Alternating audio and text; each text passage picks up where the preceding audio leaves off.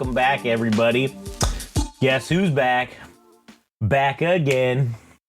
It's me, and I just got a lawsuit for doing the Eminem song.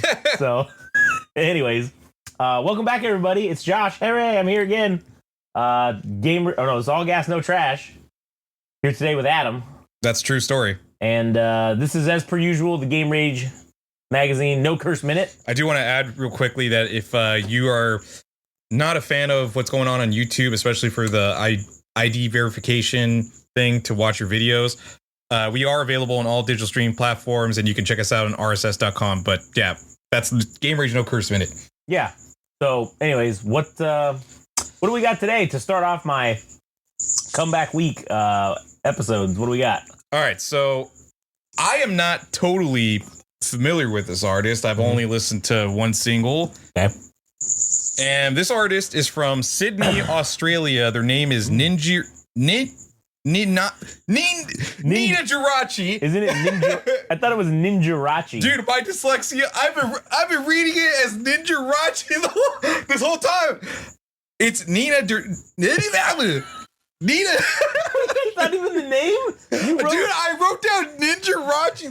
Yeah, I asked you what it was called again. You said Ninajirachi, and I wrote that as the episode title. Like, it's Ninajirachi. Oh, Jesus Christ, dude. Man. All right, now I definitely... can't fucking read. I'll tell you what. I'll be honest with you. I was a little excited to hear this when I heard the name was Ninajirachi. Dude, I'm like, that's interesting. That actually would have been a cool... I thought that was her name. Now that you said Ninajirachi, I don't want to fucking listen to this at all. Now I'm so disappointed right now. I can't read, dude. It's not Ninajirachi like I thought it was. It's Ninajirachi. God, this is good. Man, I hope this album is so good because my expectations are like shattered now. I don't even know what to expect. All right. Okay, anyways, so I've we'll give you some background on Ninajirachi. Right. I don't know too much about her. I only have one song from her called All I Am, and I don't know if it's on the album, but we're going to listen to it. It's her debut album. Oh, that's her right there? Right, yeah, it is. Oh, look. So while we're at it, if you're interested in going to see her perform at the Roxy in Los Angeles, or rather Hollywood, she is performing at the Roxy September 6th. If you want to buy tickets, that's like $100? So it's starting at $100. What? Actually, let me click on this to see. God damn. Okay, so they must have sold out already. StubHub, you can get them on 100. Oh yeah, SeatGeek. Shit, any tickets 132 is starting at. Jesus Christ! All right, go to. I don't want to endorse one of these fucking resale sites, but you know what? Just go stand outside and hear it from the. I'm sure you hear it from the outside, right? Yeah. Never mind. It looks. The tickets might be sold out. I'm not 100% sure, but I've never seen somebody pay. How do you know? Like, how do you know if it's sold out or not? Does it tell you? Like, is this general admission? 11% of tickets left. Dang. $100. So she's from Australia. Oh, wait a minute. This is just general admission. It's not like you're getting a seat or anything. No. It's general admission. Damn. That's crazy. Do you think they're like calculating the cost of her expenses to tour because she's from Australia? They're like, well, let's fucking include the cost of the touring and everything. Okay, look at the schedule. Let's look at the schedule here that we got. Okay, so we got...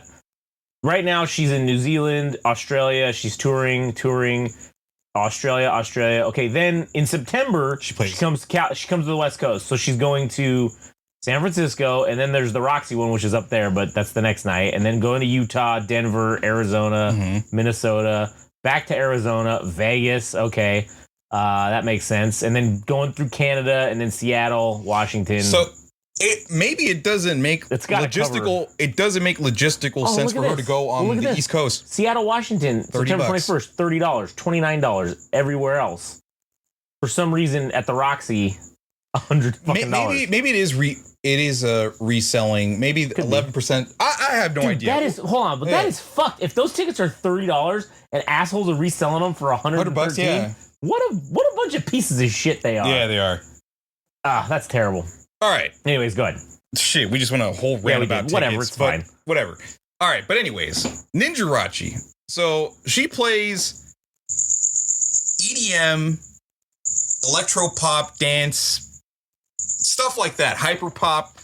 I don't know a whole lot about her, but I think this is kind of cool because, you know, we're We're gonna cover her debut album, not knowing a whole lot. Yeah, you know what? I think the next Millennial Frog album is gonna be called Ninjirachi, just because like it's gonna be all ninja themed. All right, cool. Yeah, that seems like a waste of a good name. It is. That's because of my dyslexia. Dude. Honestly, like if I was her and I heard this, I would seriously change my name to Ninjirachi. That's like way better. Yeah. But I mean, whatever. Yeah. So. I mean, her name's Nina, so obviously Nina Wilson, right? Ninajirachi. I wonder what that. I don't know. You know how DJs are, where they want to she was a finalist in Triple J's Unearthed High competition in both 2016 and 2017. Huh. That's what 6 or 7 years before Jocotine and yeah. Interesting. Very interesting. But I don't have anything else. Real quick? Is she like signed with anybody? Do you know? I thought she was signed to Insomniac. Go up. Up? Yeah, go up, because he usually says where she's signed to. Oh, NLV Records. I hope that still stands today. I wonder what the hell that is. NLV Records. Are they like an Australian? Must be a record label in Australia or something. Well, it looks like everything's coming from NLV for the most part. Yeah. All right. Well, fuck it. I guess we'll. Oh, she was nominated for awards. The AIR Awards, the Australian Independent Record Awards, and the Music Victoria Awards, all nominated. Interesting. Well, anyways, we're going to listen to her debut album. What's the album called? It is called I Love My Computer. Damn, that's why I really thought it was Ninjirachi. That was fucking... Damn it. Like an otaku or something? Yeah. Or a weeb. So, yeah, we're going to listen to... Nina... Dude, I'm struggling here. Ninajirachi. And her first track that we're going to listen to is, let me pull it up real quick. The first track we're going to listen to from Ninajirachi is called London Song. So go ahead and pull it up on your digital streaming platform of choice, and we'll be back in a quick second. So this is London Song from Ninajirachi going in. All right, that was track number 1, London Song, off of Ninajirachi's debut album. Was it me and my computer? I love my computer. I don't know. I love my computer. Okay. All right. Hold on a minute. I don't know if this as a whole, I haven't heard enough to know if this as a whole fucks, but that song fucks, man. That shit was wild. It was missing one thing. Okay. And the only thing it was missing was in that pre-drop section, when it went that like down, right before the beat kicked back on, I needed to hear 2 minutes Turkish, like that would have been perfect for that song about like fucking London. Yeah. And then like throughout when there's no lyrics and it's just the beat popping, it's just like fucking what's his name? It's just fucking why can't Brad Pitt going like, he said 5 minutes ago. He said 3 minutes, 5 minutes ago. Like, it's just like, that would be fucking hilarious. Jason Statham. Yeah, Jason Statham. That's right. There you go. I don't know why I keep thinking. Yeah, anyways. But yeah. Whoever the fuck that asshole was in the movie, that would have been hilarious. But so far, that song was great. I will say, for me, yes, it's EDM rave music. Okay, that's basically what this shit is. I don't think that there's a storyline here. Maybe there is. I don't fucking know. Too early to tell. Go ahead. Oh, go ahead. Yeah. Well, however, I will say that's not even something you can really knock this for, because EDM rave music is not storytelling fucking music. So I don't think there's any lyrical depth here, as they say. But yeah, I'm not expecting fucking War and Peace from. Yeah, I'm not expecting it from a DJ or somebody making electronic, EDM music, stuff like that. Yeah. Yeah. So, anyways, so far so good. I have to say I am impressed. The only maybe gripe that I like legitimate gripe that I may have is I kind of felt like it went like 3:16 was a little too long.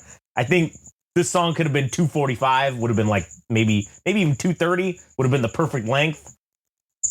Just cut it, and I have a feeling that at this album being 39 minutes or whatever, at 12 songs, we're probably gonna get some of those moments. They're gonna be a little too long, I feel like, but we'll see. Yeah, I think. I mean, it's not a harsh criticism, right? No. I can let it ride because if you were at a club or if you're out going to an EDM festival, I mean, you want songs that are going to last too, I think. You don't want to just play a song, it's 2 minutes and it's just as soon as it starts, it's fucking over. Like that shit would suck ass. Oh, I don't mean it would suck ass literally. I mean, maybe the song's good, but if you're at a rave, someone's sucking ass. I can say that right now. Yeah. Maybe just thinking about the time or the length of it. I mean, you want people to remember it and its qualities, right? So if you truncate it to 2 minutes, like, is it possible that thing could stick in your ear long enough after only hearing 2 minutes of it? I don't know.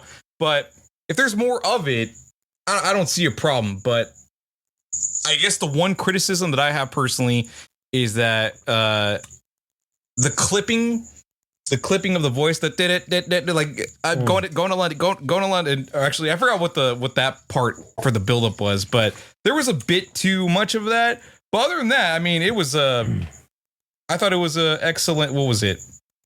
I've never been to London, and that's the truth. And it just kept doing that. Yeah. That smallest criticism, but obviously it's to build up for the drop, as you were pointing out or whatever. But that beat, that bass, where the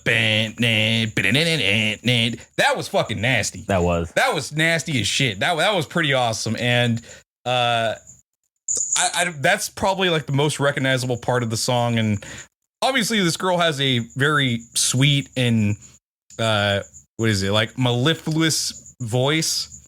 It's sweet on the ears. It's very charming. But first track, London song, I enjoyed it. So let's get to the next one. So the next one is called iPod Touch, taking us back to the 2Ks, man. Holy shit, the early 2Ks with the iPod Touch, man. That's crazy. iPod Touch. So I'm guessing that little fucking button in the middle that the little button, the little square button to take you back to the menu or the home screen. Damn. I would imagine that this person is inspired by like 2K core stuff. To have a song called iPod Touch. But I mean, she was born in like 1999, so like I don't know if she really like was around for that. But. No, she wasn't. But people that are in their 20s are nostalgic for those. I don't understand. But people have like this affinity for things in the 2Ks, and it's not just music; it's the video games, low poly games that look kind of shitty, like Resident Evil when it was all squares and shit. Kids that weren't even alive at that time. They weren't even alive, but they love Jet Set Radio. Yeah, they love Ape Escape because the music. They love the music, and I'm sure in some regard, whether it's her or somebody else from her Gen Z generation, they take inspiration from that era of games. Like there was racing games that had drum and bass and jungle music, and for her to do this, I imagine that to some degree she was inspired either by the video games or just that era of time. But anyways, iPod Touch is the second track from I Love My Computer. So we're going in. Here we go. All right, just kidding. We didn't. Adam had some more to say. Yes, I fucked up. I had something I actually wanted to get to, which I don't know if this is a profound statement, but I love the message within the song and I guess the title of the album, right? I think there's a connection there. And the idea that I get from the idea that I get in my head is that the computer is the great equalizer for all of humanity, right? Everybody has access to it. Everybody has it as a tool, and you can choose to do what you can with that tool.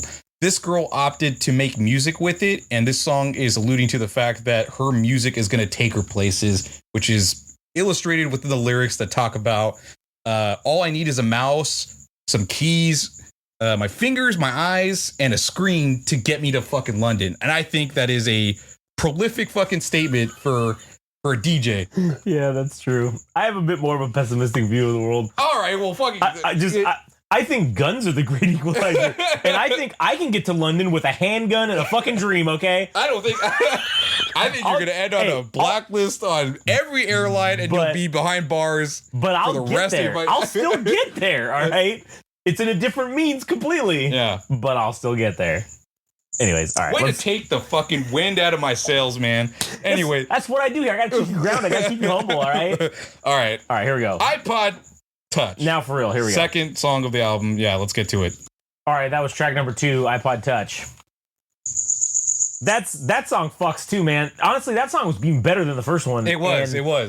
Dude, it was like, okay, so the iPod Touch came out in like 2007, I think it was. Okay. So, I mean, yeah, she would have been like 8 when this came out. So, yeah, likely had one. I mean, it was popular all the way through the mid 2010s, I think, is when the iPod Touch finally got like deplatformed or desupported or whatever. But yeah, man, dude, talking about FL Studio and shit, man, the free version, dude, we all at some point had the free version of fucking. Well, it was called Fruity Loops back in the day, and then they just changed it to FL Studio or whatever because Fruity Loops sounds kind of weird and people, might get the wrong idea or something about what you're doing with it. But anyways, yeah, that was cool. That was like that was a nostalgia hit for me. For her, it was to back when she was, 8 years old. For me, I think I was like 19. Fuck, I don't even know. Yeah, I was like 19 or 20. Yeah, I was 20 in 2007. Mm-hmm. So, yeah, that was like a weird nostalgia hit from back in the day. Yeah. The first thing that comes to me for this specific track, DDR easily, man. Oh, yeah. DDR, whatever fucking version you can imagine. They should make a new DDR specifically so that they can insert this track because it fucking slaps like no other. All right, you know that butterfly song that's in every single fucking DDR game? Man, yeah.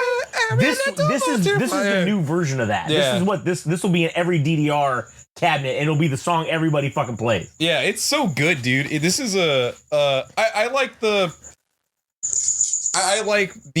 dude.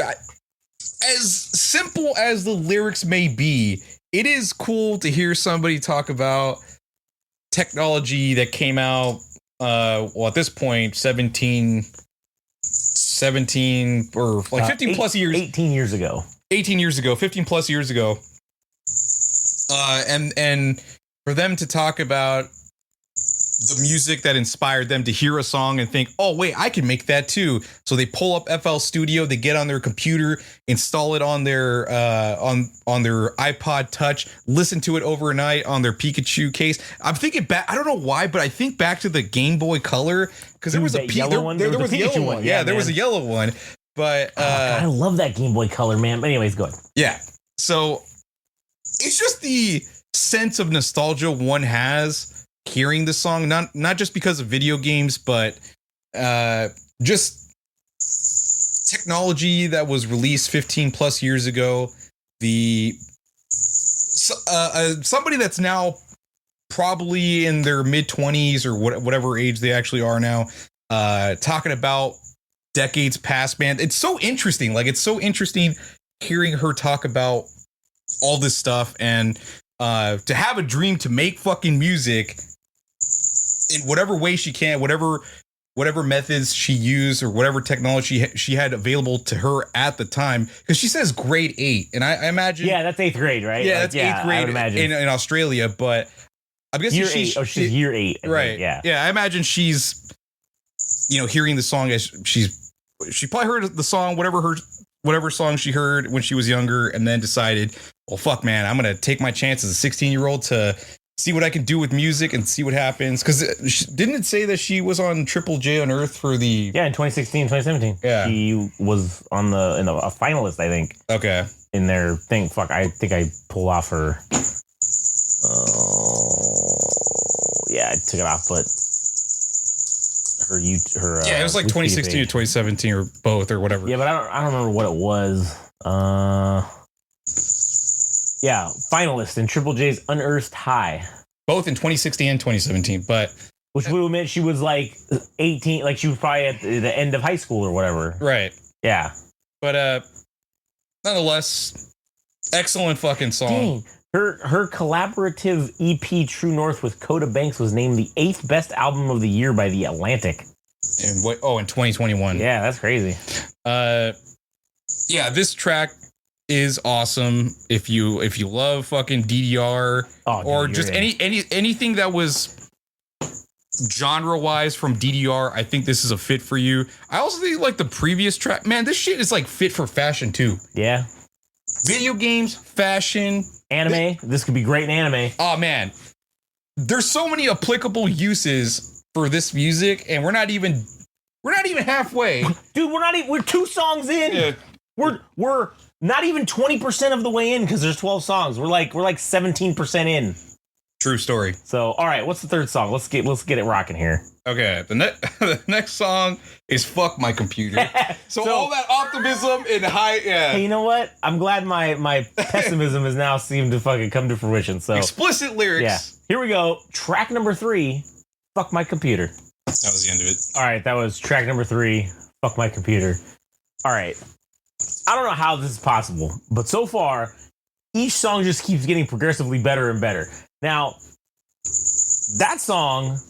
That is a song, dude, when she's playing that at the rave or the club or wherever, people are high on LSD and or ecstasy and they're whipping their dicks out and they're just fucking rubbing ejaculating. on it. They are fucking hard.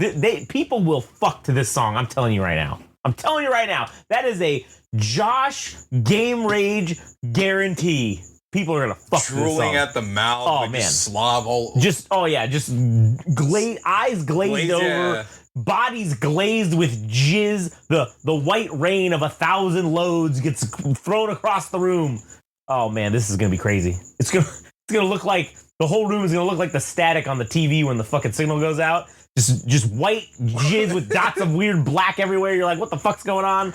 Yeah, it's gonna be like fucking Krispy Kreme's glaze on ants, like just a sea of white glaze. Sea of white glaze. It's going to be semen. There's semen everywhere. Yeah, bodily fluids everywhere. Disgusting, but also simultaneously entertaining as fuck. Yeah, and I'll tell you, there's also going to be one dude in the audience that's fucking an actual computer, and it's going to be one of those like IMAX that was like the all-in-one with the CRT screen, and he's just going to be going. It's going to be like a pink one. He's going to be going to town on it at every show. I guarantee it. Anyways, Men's Warehouse. That was awesome. Yeah, Men's Warehouse.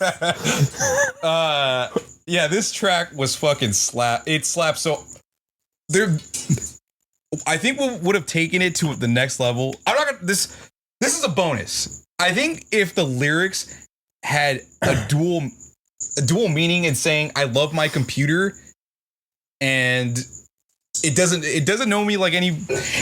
It knows me like nobody else, right? Is what she mentions in the song. But what would have been cool is if she actually meant also "fuck my computer," this piece of shit. Yeah. Because in my head canon of the 3 songs we've heard, maybe the clipping is actually her computer being overloaded. Yeah. And it's frying out, but like it's also taking her places. So like this song is about like, oh yeah, I love my computer because it knows me like nobody else, but also fuck my computer because it's a piece of shit and it's making my music clip.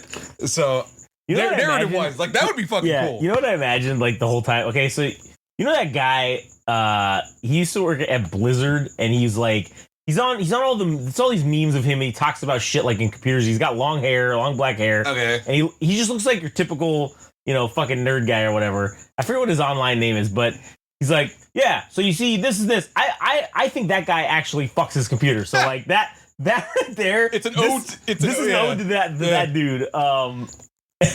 See, when I worked at Blizzard and he's just fucking going to town on his computer, like, because I think his dad was like a high executive and that's how he was there. Oh, is he a Twitch streamer? Yeah. He's a Twitch streamer, and there's always. I think it's like Pirate Software. There you go. That's his name. Yeah, Pirate something, and yeah, that's his name. And that dude is funny, but it's also funny the people that talk shit about him. And this song, I imagine he's just fucking going to. He's like, hey, I love this song. Hey everybody, you should all fuck your computers to this song because this is what we do. One other thing I wanted to point out about this song in terms of the instrumentals or the bits of noise that we heard, because there was quite a. You know what's great about EDM music is how much texture there is in songs. Because we got the crunchy beats, but we also got straight facts. Printer machine types, because that part where it says my name and it says Nina and it does it in the that was fucking rad, dude. That was this song fucking kicks ass. I don't know what the rest of the album entails, but so far so good. We are 1/4 of the way through now. Yeah. Okay, and I'm telling you, I'm scared for when the other shoe, the other foot drops, as they say, and it starts to take a downturn. Maybe it won't. I don't know. I'm salivating in anticipation. So let's find out. What's the next song? Track number 4. All right, one other thing. You know what would be great with this? What? Since Baby's having a child, I think they gotta do a tour with Ninajirachi and also Baby. Those two I think would kick ass together. Oh man, I think that'd be an excellent show. And I don't know why I'm doing this, but I'm gonna do it anyway. Don't do it. Don't do it. Don't fucking do it. I know. I can't believe somebody like Ninajirachi is. I mean, from the looks of it, she's pretty popular. She has a huge following on Spotify and $100 resale tickets in Hollywood. Jesus Christ. And Instagram, right? Yeah. Man, she's probably done more work and also achieved more than Sextile. Oh, man. And she still has so much more to go in her music career. Yeah. That is impressive as fuck, dude. That is. But enough about that. Let's get to the next track because we do have a whole other 2/3, 75% more to go. Right. So let's go ahead and get to the next track, which is called CSIRAC. I don't know if you're supposed to say that as CSIRAC. I don't know. It could be CSI, something to do in Australia. You know, like the show CSI. Maybe. I don't know. CSI. All right. RAC from Ninajirachi. The next track that we're gonna listen to going in. All right, here we go. All right, that was track number 4. CSIRAC, and we did look it up just so to give context to the people that don't know what the fuck that is. Because if you're not from Australia, you probably don't know what the fuck it is, as we are not from Australia and didn't know what the fuck it was. But it's an acronym for Commonwealth Scientific and Industrial Research Automatic Computer, which was Australia's first digital computer, and it was the 5th stored program computer in the world. So that I personally. I have respect for that. To incorporate some sort of history into your album like that from your country. Now, obviously, Millennial Frogs, this is not just a cheap, advertisement, but maybe it is. But, Millennial Frogs album Based in Space Pilled, okay? The whole album, all of it is American space programs. That's like every single track is an American space program or a version of it. Like it's one of the missions or one of the, programs that were done by NASA. So I got respect for that. And also, this song was fucking great. It fucking hit. It hit that, man. When you were like, wait, that's it at the beat drop, I was like, oh shit, got him. That was awesome. That fucking caught me too. I was like, damn, that is it. And I was like, oh shit, there it goes. So yeah, that song was fucking awesome. Yeah, it was pretty rad. I think, oddly enough, is sibilance the right word to talk about the utterance, like the strong sound that comes out of the pronunciation of syllables? Is that right? I gotta look that up. I'm sorry. What is it? Sibilance? Sibilance. Sibilance. SYBALLI. Sibilance. Sibilance. The quality or state of being sibilant, sibilation, the quality of being sibilant. You gotta be. I hate that. It's like, it's the quality of being sibilant. It's literally the device to use the repetition of hissing or hushing. That is not the right one. Okay. Whatever word describes the hard syllable sounds that come out of your mouth, that was tantalizing to my ears, man. The pitched up vocals from, I imagine it's her. The pitched up vocals from Ninajirachi, it sounded like gibberish. It sounded like gibberish unless you're actually looking at the lyrics, but I thought it sounded like gibberish initially. But anyways, that felt good on the ears. And then of course you have the psych out with the drop where I got fooled. Yeah. Got him. The part that I really also appreciated, taking us away from like the hard beats and like I guess the rave nature portion of the song, the last like 30 seconds or so, it turned into like this dreamy landscape, and there was like bells and chimes and shit. And I know it's leading to the next track, but that was a cool way to ease out of this track. And I don't really know what it's about, because it's talking about like meeting this girl And I'm not sure if it's talking about the first computer as if it were a female. Like, I'm going to change your whole world and we're going to be together and all this shit. And because she keeps talking about, I love my computer. And this is what the album's called. But I don't know who it is. I don't know who the fuck it is. I'm going to say it's Miku Hatsune that she's talking about. I think it's Hatsune Miku. Hatsune Miku. And she's like, she tried out this song on Hatsune Miku. And she's like, oh man, I got a fucking banger here. You know. Yeah. I don't know. I think this is a really cool track. Especially. Yeah. Oh yeah. I already have we're already flashing the lights in the studio. We're flashing that shit. We got the glow sticks. Yeah. We got that Jeff Hardy fucking glow in the dark paint all over us and shit. And we got the fishnet arm. Yep.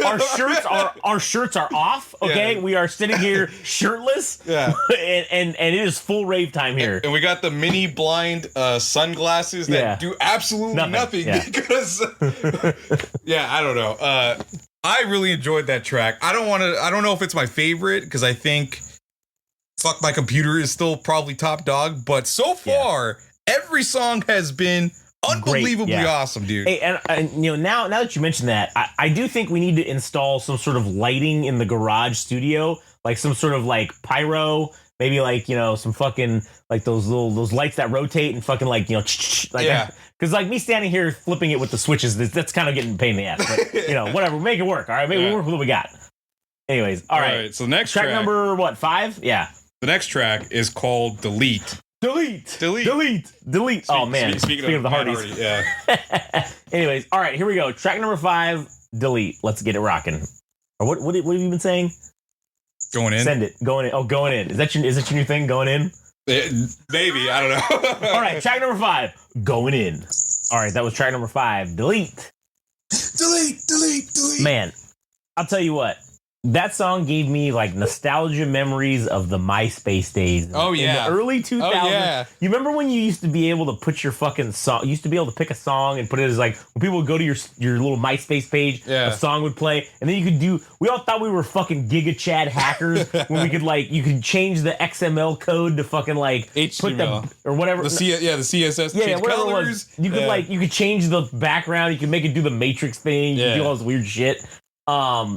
Man, that brings me back, and that song was like that reminds me of like high school like breakups and like shit like that, because that's what it was. It was like when someone would break up with somebody, they'd put this like depressing ass fucking song, or they'd put like I Hate Everything About You by 3 Days Grace. That was the song that like you remember MySpace when it had the quotes and it'd be it'd be some cryptic phrase that's in that situation, you'd be like, "Oh man, having a really bad day." It'd be like, "Love, a time lost, a time earned." Like some stupid shit. Yeah. Like, what the fuck does that mean? Oh, that dude, they just must have broke up. Yeah. And then here's somebody. Here goes Josh sending a chat message. Oh, hey, what's up, girl? You single? What's going on? on the AIM messenger. Yeah, AIM chat. AIM chat. Yeah, there you go. Anyways, again, that song was fucking great. Yeah. I don't know what's gonna go. This album cannot.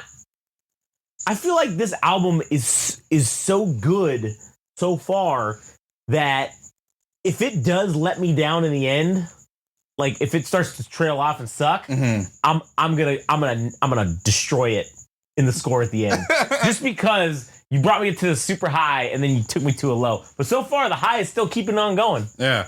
High is still going. Anyways, what'd you think about that track? Oh, I love that track. Yeah, I mean, it does definitely bring back memories of MySpace when people used to post about their relationships on the earliest forms of social media in MySpace. And of course, you would put the song, I'm in love, or you say some stupid quote, and then you also have the song to go with the fact that you're taking or some shit, and then you have top 8 friends and all that dumb shit. Oh man, I forgot about that. The hate. If you took somebody off your top, why am I not at your top 8? Motherfucker? Why'd you remove me from your top 8? You son of a bitch! I thought we were friends. Yeah. Oh man, and then you remove them from your top 8. Oh shit. But yeah, I thought this was a very cute song about a weird version of courting in a digital age, about wearing a skirt and then picking a song and trying to entice somebody that you're really interested in. It's very, I don't know, it's very cute in a weird sense, because it's not normal in the traditional way of people dating or courting each other, because, you know, people back in the day used to walk up to each other and talk. And you embarrass yourself. Yep. But now you have the luxury of being on the internet. And dude, and you would stutter over your words like a fucking dumb bastard. Like,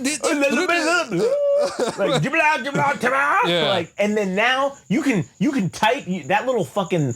I'll tell you what though. I can tell when somebody's like retyping some shit. Like, you see that little ... thing come up, and it's like for like 2 or 3 minutes, you're like, oh, this motherfucker's typing, delete. But back then, you had to talk to somebody. But now, when you had the luxury of MySpace or whatever, talking to them on the internet, you could like type it. Nah, let me just rephrase that. Let me say that again. Shit. Now you can chat GPT. You can plug in what they said and say, hey, chat GPT, what's the best way to respond to this? And they'll write you the whole thing, and you just copy and paste. You're done. Man, it's too easy nowadays. Man, this girl, I mean, I'm sure she's already doing fine for herself because the music bangs. And, I imagine she is not hurting and finding a place to play because her music slaps. But, man, she should be playing with, like, Deadmau5 and Justice. And if Daft Punk was still around, you know, Daft Punk.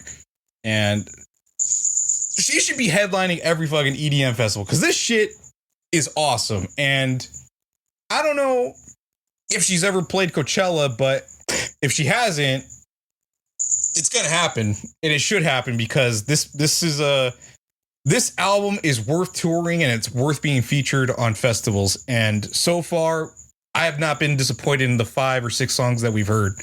So I guess we can get to the next. Yeah. Man, she needs to be getting paid way more money.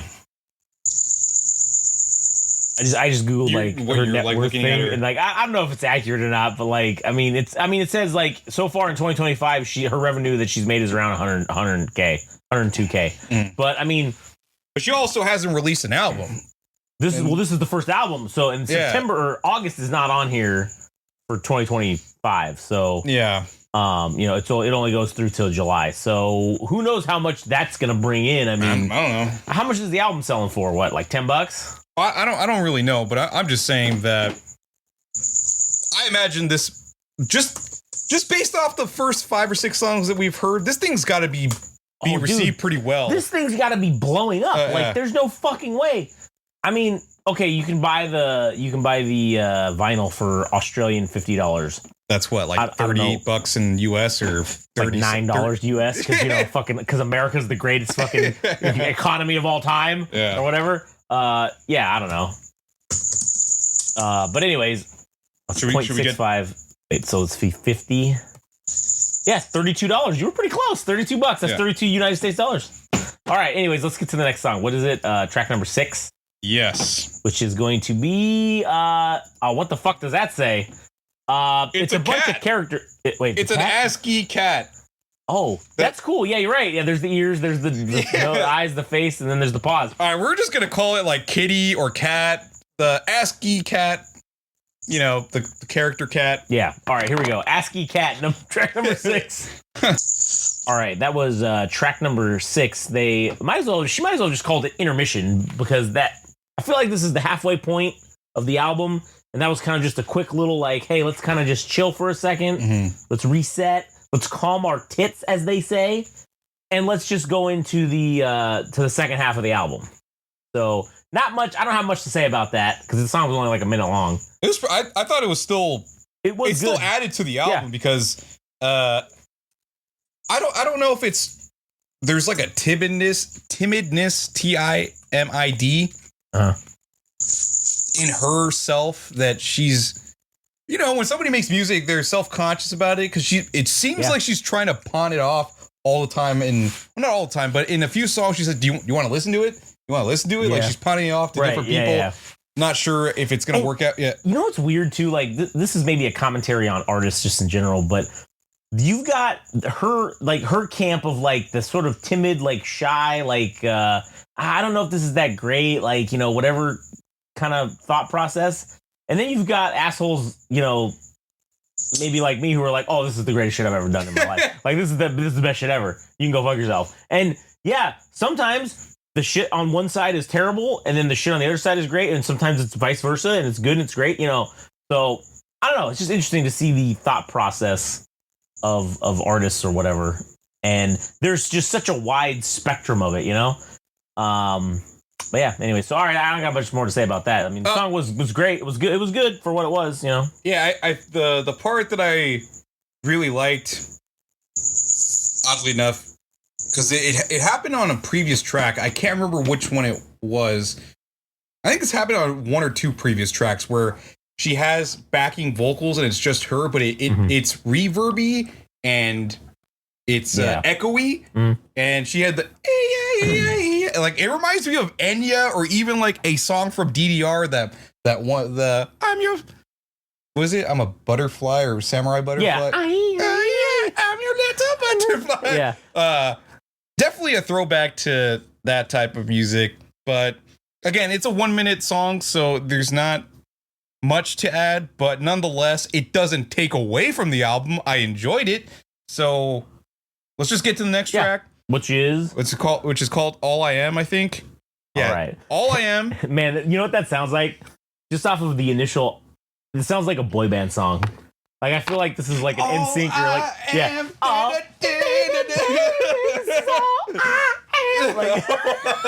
I don't know why, but that's just what popped into my head immediately. Yeah. All right, here we go. All I Am, track number 7, right? Here we go. Going in. All right, that was track number 7, All I Am. Man, that was a cool teaser from the previous track, and then it just goes all out in this one. You know what that reminds me of? It reminds me of the He-Man meme when he's yeah. That's what that reminds me of. We should make that, but with this song. That would be a sweet ass meme that we could put our name on. Yeah, that'd be dope. This is No Brain Cells Required, Just Dance. Yeah. Certified banger. Just shut up and dance. This is, I think, I mean, I bookmarked this song, but it is very clear that this song is just the leading single, I think. It should be, that doesn't require any context. Like, just send it. Fucking send it. You play it in any setting, it will get people popping and shaking and doing all kinds of drugs and hopefully in some kind of trance. No pun intended. But yeah, another awesome fucking track. Kind of superficial in the lyrics department. I'm exactly where I need to be. All I am, all I can, all I need to be, or whatever she said in this song. Very, very minimalistic, but I think the emphasis is more on the beats and shit, obviously, because it's just, I don't know. But yeah, I fucking enjoyed that song. Shit's crazy, man. It gets stuck in your head. I'm gonna be saying that for the rest of the week now. Yeah, man. I seriously think we should make that He-Man meme with that, or maybe we do it with Skeletor. Like, that would be funnier. Maybe. The inverse version of that. But yeah, man, fuck, that song was good. Definitely see why that was like the single that was put out or whatever. That's accessible. It's just shut up and dance, no thoughts required. Just shut up. Just go. Get moving. Go. Yeah. That build up where it did the and then it chopped, and then it went dark, and then it had like the buzzing bass. Pick it. Excellent track. All right, let's get to the next track number 8, Infohazard. Here we go. Let's go in. All right, that was track number 8, Infohazard. You know what that song reminded me of? That song immediately brought up the back rooms on the the back rooms of the internet. You ever seen those things? I don't remember, but it reminds me of like E-Bomb's World or Break. What was that one? Break something? Where you could see videos of people getting beheaded and shit. I feel like this song is about seeing some crazy shit on the internet. Not exclusively, like, it doesn't even have to be exclusively seeing a beheading or anything like that, but just like for us being the first generation and for her, you know, to follow afterwards to see something you're not supposed to on the internet, this song had a very somber tone, and it was emphasized or accentuated with that echoey piano. The I'm like, damn, that song was somewhat like traumatizing. Well, what do you got? Yeah, I'm trying to see like what the site was, because I remember. Oh yeah, dude, there was ogreish.com was one of them. Live Leak was one, but that's gone. Live Leak, okay. Best Gore, all right, that was another one. Yeah, the back rooms can, like, it's this thing where it's like if you get stuck in the back rooms, it's like this endless thing of like just empty rooms, and then you go in and eventually there's this whole like thing with these dudes in like these hazmat suits, and like there's all these weird things. There's like these slides and shit, and there's like weird monsters and stuff to get you. That's what that song reminded me of. But yeah, that's like fucked up shit you see on the internet. That's what immediately comes to mind. Yeah, you know what? This song, this album, it has a new context for me. Not only being about her using a computer to make music, but also just the experience of using a computer, or just the general experience of one using a computer, where you can use it to chat with other people or to connect with other people. And also go through the trauma of seeing some crazy shit.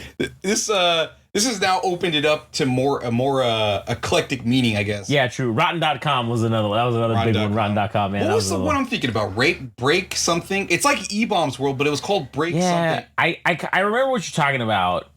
Because they also, it wasn't strictly that, because, I mean, it was more like E-Bomb's World than it was like gore shit, but it also had that too. But anyways, that's besides the point. Another great track from Ninajirachi, and I've thought of my DJ name. It's going to be Adam Polytoad. I'm sure people are going to take some weird context out of it, like I'm polyamorous and I like toes. Like you lick toads to get high. That's what would your DJ, based on the formula that I think Ninajirachi based her name off of her first name and a Pokemon, what would your DJ name be? First name and a Pokemon? Yeah. Oh, dude, it would be God damn it. It would be Josh Machamp. That would be Josh Machamp. That would be my fucking name. Because Machamp is the best fucking Pokemon. He's got the title belt and everything, dude. Yeah, he's got the title. He's the world's heavyweight champion. He's got 4 arms. You can jerk off 4 times. Dude, you can jerk off 4 dudes at once. You know how much money he can make? Jerking off 4 dudes at the same time? Yeah. Oh, dude. Billionaire. Dude, Machamp's OnlyFans would be fucking off gold. Yeah. Gold. Pure gold. Anyways, all right. What's the next track? The next track is called... Because I forgot it. Battery Death. Battery Death. All right, here we go. Track number 9, Battery Death. Going in. All right, that was Battery Death. Track number, what was that? 9? Yeah. Yeah, that was like, we've taken it too far and we've pushed it to the limit, and now the battery on our laptop is now fried, and it's like we have to plug into wall power in order to make the thing work. Anytime we unplug it, it immediately dies. And that's because we surfed too far going on 4chan, and we went into the depths of the internet, and we found some shit we shouldn't have saw. Yeah, this song to me is thinking of, I don't know why, but I'm thinking Mr. Hands. Oh, dude. 2 girls, 1 cup? Yeah, 2 girls, 1 cup. One man, no. Don't forget, 1 man, 1 jar. Yeah, all right, don't forget that one. Yeah, one man. That video traumatized me when I saw that. And I think I was a grown adult when I fucking actually watched that video. Glass of the ass, dude. Dude, that is ridiculous. Who the fuck? We have gone too far. And that is a true statement. The internet has gone too far. There is something to be said for the access to information that has never been had throughout human history, right? Did you need to see that in the first place? No, but you had the right and the privilege to do so. Right, the access to the knowledge of history and anything you could fucking possibly imagine is almost limitless when it comes to the internet. But with that is the flip side, which is watching two girls shit into a cup and then eat it. Like that's, or watching a dude get fucked to death by a horse. That's where it's like, okay, that's also the other, it's two sides to the same coin. That's what we have. We have infinite knowledge versus a bunch of weird shit. And it is what it is. That's just what you get. It's a side effect. And yeah, maybe we have gone too far. But that song was good too. I agree. It was great. Yeah, I like that song because of the tempo changes, and also there was a portion where I think it kind of turned into like dubstep at some point, and kind of changed up the formula. But this is just music fit for the latest generation. I think it's like Generation Z and I guess Alpha, where if you didn't like a song after 30 seconds, well, boom, it changes again. It changes multiple times, and it keeps you invested. And I think that's the luxury that EDM music, electronic music has over other genres, is that if you don't like something at some point, well, guess what? Here comes the change up. Here comes the fucking drop. It does things that other genres can't. Like, it's in some regards it's handicapped. Yeah. But I think it's just built into EDM itself that you got to change up the formula whenever, and to keep the people engaged, because they're not playing instruments. They can't reach out. They're at a fucking DJ desk trying to make the best possible music they can. And yeah, they got crazy visuals and shit, but the music's got to be good. So anyways, this was a cool track. True story. I enjoyed it. All right, let's get into, what is this, track number 10 now? God, we're moving along. Yeah, it's called Sing Good. Good. Track number 10. Oh, man, here we go. All right, track number 10. Let's get into it. Here we go. All right, that was track number 10, Sing Good. That was, to me, that was kind of like hey, we're winding down the album. That was very chill. It was a very laid back kind of, this was some storytelling on this. This was some storytelling of her past. This was reminiscent of, hey, this is me coming up. This was me like as a kid, as a teenager in high school. I'm walking to school. I'm going here. I'm going there, and I have the music inside of me. It's that that movie, the one where they sing. What the fuck's that called? They're in the college and they're in like that singing group. I can't remember the name. It's like fucking escaped me right now. I don't know what you're talking about. You never seen that movie? No. Is it with animals? No. It's not with animals. It's with people. It's Anna Kendrick singing Pitch Perfect? Yes, Pitch Perfect. It's like that, all right? It's like, oh man, we're getting ready to go. We're going to finals, all right? We're going to finals, but I don't really sing good, but it's okay. This is a song that like would have been cool in that movie, right? Like that's the lead up. So all right. Again, it was a departure from what was typical of this album of being a heavy dance EDM, hyper pop, as you say, electronic. Yeah. This was almost like an acoustic version of that. Yeah. And I'd say it wasn't bad. Yeah. But we're getting towards the end of the album. We're winding down. Here's a little storytelling. I'm in favor of this. I thought it was very wholesome. That's the word. It's a very wholesome song to hear her talk about her early experiences in early adulthood to teenage years, knowing she wasn't equipped to make music, but she felt like she had it inside of her, and she didn't let those obstacles get in the way of her making music. And she even goes out of her way to say that she got a 40% on her assignment, telling her, or rather the education system telling her, hey, maybe you shouldn't do this because you don't understand music in a technical sense or a whatever sense. But in spite of being told she can't do it or she can't sing, she can't make music, she overcame that. And my favorite part is her, I think there's a lyric in there where she says, I don't know what happened to those people, but I wish them well and I hope they're listening to my songs. Yeah. That is the ultimate pop off to make all these songs in spite of the fact of not having a musical background or a traditional background in music and still succeeding in spite of that. You know what that is? That's the wholesome version of look at me now. I'm getting paper. Yeah, it is. Yeah. Yeah. That's the reason I like the song, because I think to me it provides the most emotional and personal depth of all the tracks so far. Yeah. So I enjoyed it. Excellent stuff. All right, here we go. Let's get into track number 11. It's You. Track 11. Here we go. All right, that was track number 10. It's You. Or I'm sorry, track number 11. It's You. Wait, what? Yeah, it says track number. Is that the right one? Yeah. Yeah, track number 11. It's You. Second to last track. What do you think about that one? I'm trying to extrapolate the meaning of this track. I don't know if it's about imposter syndrome, about another DJ that she might be friends with, and that because she talks about I'm not that kind of. I don't know if you could scroll up real quick. Oh, yeah. What did she say? She says something about not that kind of magic. Say you love me, but I'm not that kind of magic. Or is it about a romantic relationship? I see everything and I feel better about it. You say they love me. So that's the part that I think maybe it's about another DJ, because it says you say they love me, but I'm not that kind of magic.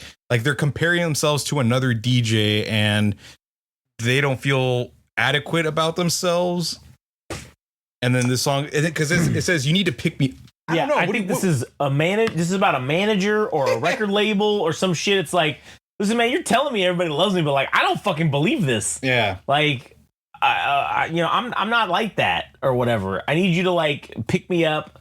This thing about spin me around in your lives. You know what? Like, You're probably that to me makes more sense than what I'm saying, because you're being told all the time about how great you are, and you're like, fuck, I don't even know if I can live up to my own expectations. When I see the truth, I cry. Yeah. Oh man, I ain't making no fucking money. What do you mean I'm so great and everybody loves me? Why aren't they fucking? How come I'm not getting paid? Yeah. That's what I see this song as. Interesting. In my opinion, but yeah. So, again, this is a winding down of the album. This latter, not third, but like quarter, I guess. Last three, the last final three songs of this thing. I think we're winding it down now. We've had the bangers, we've had all the shit. I'm curious to see how this album's gonna end, because we're on now to the final song. Yeah, I don't really have a whole lot to add about this track. Not to say I didn't like it, but it was enjoyable, and now we're working our way towards the last track. So here we go, the final track number 12. All at Once. Before we get to that, the last track featured an artist named Dane, and we'll wrap up with all the credits and what people were assigned to as far as the album goes. We'll do all the credits afterwards. But anyways, yeah. So the next track is called All at Once. The last track of the album. What was it? I Love My Computer. I Love My Computer. Yeah. All right, Ninajirachi. Here we go. All right, that was the final track number 12. All at Once. That was a long ass track. It was. Now, as a way to end the album, I have to say I appreciate at least waiting till do the 5-minute long shit at the end of the album. I appreciate that. Just fucking get it out. Just get it at the end. Just do it. That's fine. Get it all out of your system. Yeah, just get it all out. And I would say this was a pretty good way to end out the album. Send it home. Yeah. I mean, yeah, it was a long ass fucking track. That's the only. God damn it. But I say I appreciate that. Waiting until the end. Anyway, what did you think? I don't know if I have any like harsh criticisms, but the first 3 minutes of it being instrumental, I think it could have maybe used a bit of truncation to get to the point quicker, maybe a little bit quicker. But then again, this is like the only real time she's actually fully indulged herself, and it is her album, and she can do whatever the fuck she wants. Absolutely. So, like, I don't know if that's necessarily a bad thing that she turned the last track into a 5-minute pop off, I guess. But, yeah, I don't know, man. There's something wholesome about this whole album. Yeah. For her to talk about being up at night, sitting at her desk, trying to work on tracks, and I don't know. There's something about like the singularity in here, and it for me it's like when she's talking about making music. My machine glows, when I make a new song, makes me feel good. Fell into the screen like a star as a girl found a world there and gave it my heart. Now we're soulbound. Like that feels like an allusion to like a singularity in some regard. Maybe not actual like cybernetic pieces, but to some degree, a computer is an extension of humanity, whether that's like memory in a literal sense or in a metaphorical sense. Like it is an extension of our memories because it stores things, right? But it also helps us as a tool. Like it can be so many fucking things. But as far as this track goes, I think it's just good. I think it's a good way to finish off the album. Do I think it's better than some of? Do I think it's better than All I Am or some of the other albums or some of the other songs? Do I think it's better than Fuck My Computer, CSIRAC, Delete? No, I don't think it's I don't think it's that strong, but still an enjoyable track nonetheless. Great way to wrap up the album. I don't have anything else to add for that. No, all right. So let's do 1 hour, 1 minute, and 20 seconds. Let's do 1 hour. 1 minute, 20 seconds. That's the final thoughts and scores. So what do you have for your score that you want to give this? What do you think this rates on our scale? Man, there's so many enjoyable tracks as I listed before. Mm-hmm. Let me just pull them up real quickly. Man, I think 3/4 of this album are straight bangers. Yeah. And I think maybe the good tracks are just kind of left in the back end, 9 through 12. Right. I think they're good or whatever, but just in terms of being shock and awed with this album, like to be surprised numerous times and at times even being surprised by the lyrics, especially for an album that's heavily on the emphasis of being EDM, and to have a track like what was the one where Sing Good.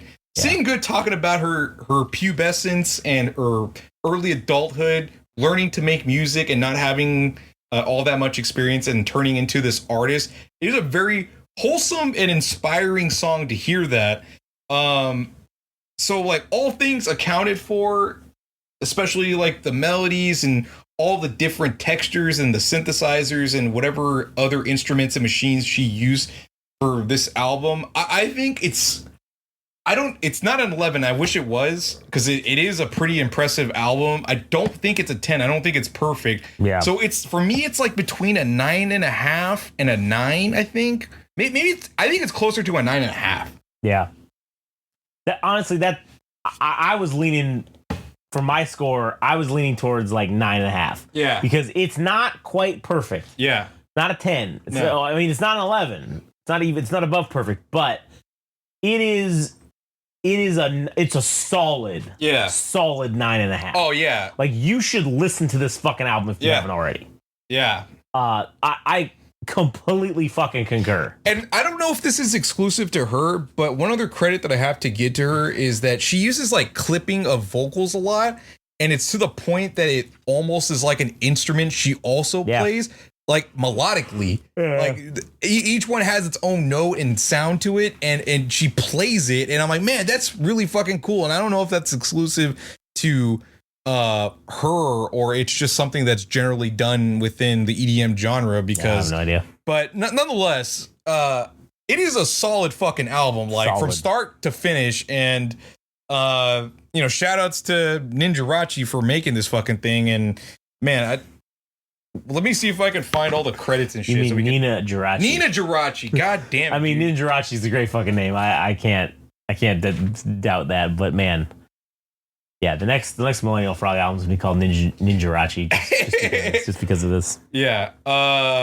So just to quickly give credits to all the people that were involved in this project. This album was performed by Ninajirachi, written by Nina Wilson, which is her government name, Darcy Bayless, Ginger Scott, Dane, and Kenta 204. Produced by Ninajirachi, Darcy Bayless, Ginger Scott, and Kenta 204. Mixed This is a cool name for a person that does mixing. Mixed by Wave Racer. Oh man, that is a cool name. I don't know if anybody's ever played that game. Ridge Racer or Wave Runner. Like it's a combo of the two. Wave Racer. Wait, is that? I think it's Wave Runner is the name of the game. No, it's Wave Racer on Nintendo 64. Yeah, that was Wave Runner. Maybe there's two games. Wave Racer.